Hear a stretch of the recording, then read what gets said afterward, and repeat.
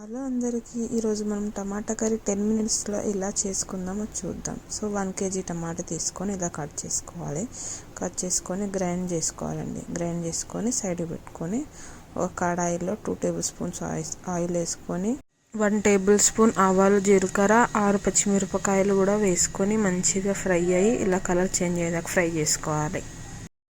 Next మనం 10 curry leaves కూడా add చేసుకొని ఇలా ఫ్రై చేసుకొని కలర్ చేంజ్ అయ్యేదాకా ఫ్రై చేసుకోవాలి. మిక్సీ చేసి పెట్టుకున్న టమాటా ప్యూరీని ఇలా యాడ్ చేసుకోవాలి.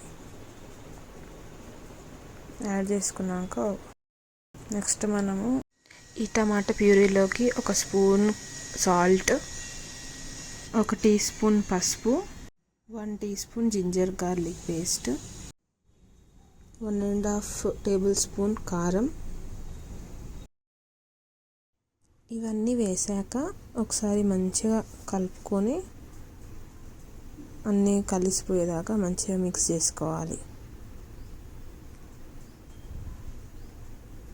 నెక్స్ట్ మనం ఇందులోకి కొత్తిమీర కూడా యాడ్ చేసుకొని మిక్స్ చేసుకొని మూత పెట్టేది.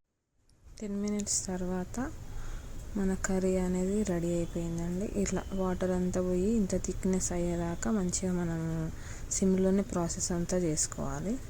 హాస్టల్లో వాళ్ళకైతే ఇది బెస్ట్ రెసిపీ అండి. జల్దీగా క్విక్గా అయిపోతుంది. సో రెడీ అయిపోయింది.